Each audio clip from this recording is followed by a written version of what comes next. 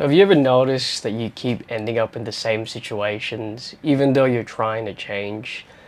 For example, like you're trying to get healthy and you've been going for the last, you try to get in shape, for example, and then you fall off.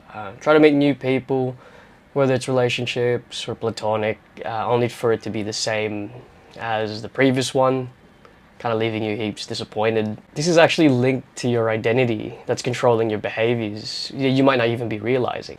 So recently in 2026, I've realized that it was my self-image that has kind of influenced all my behaviors and then the outcomes that come with that. So I guess the easiest way I can describe it is that it's the program that runs in the back of your head, that's not so obvious, that influences the front part, back of house, front of house. And how you view yourself or what you identify as actually influences the behavior at the front. The reason why the mind does this is because of efficiency, in my opinion. The brain's quite smart.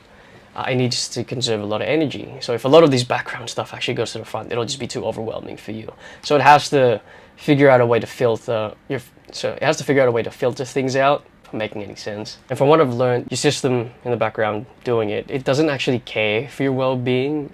Mainly only cares about what you're actually familiar with, which is quite interesting. It's like, you'd assume that your body's actually just trying to take care of yourself, but in reality, it's just what you're familiar with. The reason why it moves you towards something that you're more familiar with is because of survival. It knows that you doing this, you've survived it in the past, so therefore you can go and do it again because you're familiar with it. So kind of like some examples of this would be, for myself, it'll be my fitness. Maybe back then I used to be, like, I was going on and off for a couple of months, but I wasn't really like someone who identified at the gym. I kind of just went to the gym, if that makes sense. Or I was mainly just someone who, I'll try it out. But it wasn't really my full identity. The gym wasn't something that was a part of me. I kind of viewed myself as someone who doesn't really train. But I'm just here just because, they said it was healthy, so maybe I should try it. Then I went on for about a few years, and hence why I didn't actually get any results. I kept jumping programs, swapping diets, wasn't even staying consistent. And I wasn't sure why. I kind of just,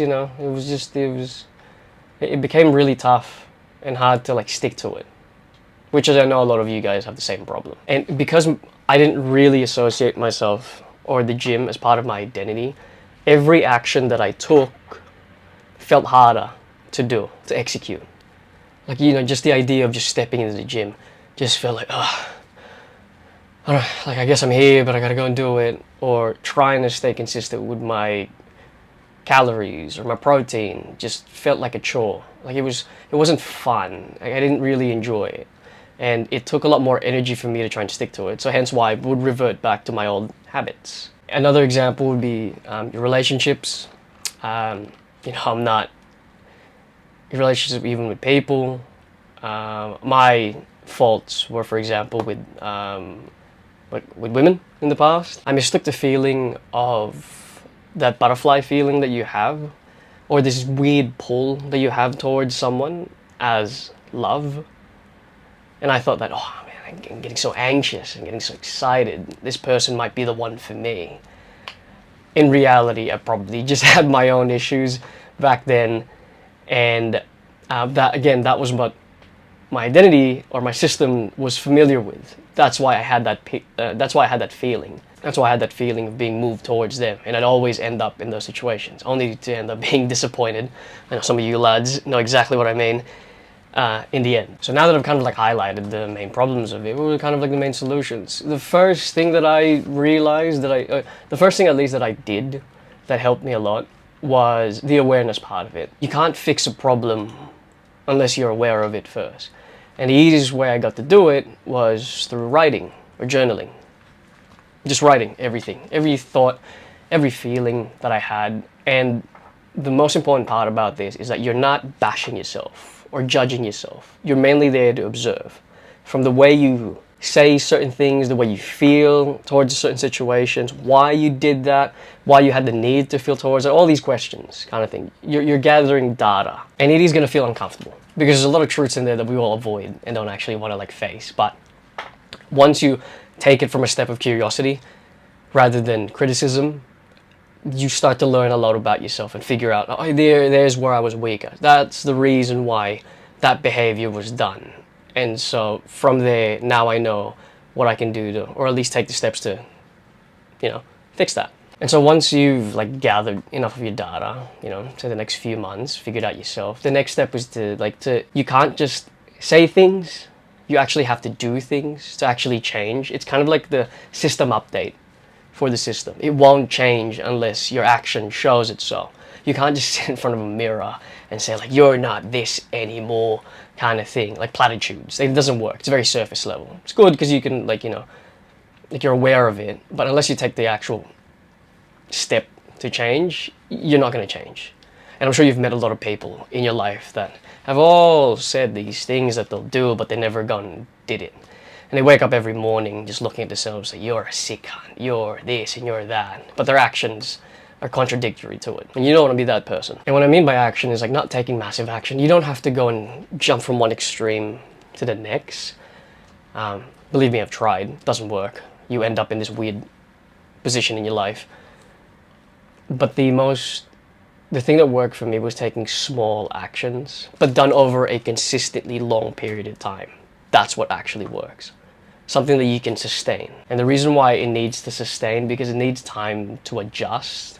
It doesn't just happen overnight. Look, you've cultivated these behaviors, this image for years now. So you can't expect it to happen within like a week or two, just because you've done it for, a few times. You got to keep doing it over and over and over again for a bit. But it's not, you don't, surprisingly, you'll change, you'll make changes. And it might not be as long as you think. The last part would be to reward said small behaviors or small actions. Because I'm not gonna lie, I tell you the truth, the next few weeks of you doing even this small action, it's gonna feel extremely uncomfortable. And the reason why it feels uncomfortable is because it's fighting against what you're used to. And remember, your body doesn't care about what's good for you, only cares about what it's familiar with. And so that familiarity and doing something new is going to have a bit of friction. So the next few weeks is going to feel really uncomfortable. That's the truth of it. But I mean, if it's not uncomfortable, then how do you know you're about to change, right? And so to take advantage of that, you got to trick your brain. You have to take advantage of your reward systems. So it's as simple as like, for every time you take these small steps, you need to reward yourself. You need to reward that behavior, because then it allows you to be able to reinforce it, because it's rewarded. It's basic stuff. You punish bad habits and then you reward good habits, and then that's how things actually genuinely change. And then as you reward it as well, you'd be surprised to know that it makes it quicker for it to be reinforced, because there's an incentive for every time you go and do that behavior. So yeah, that's it.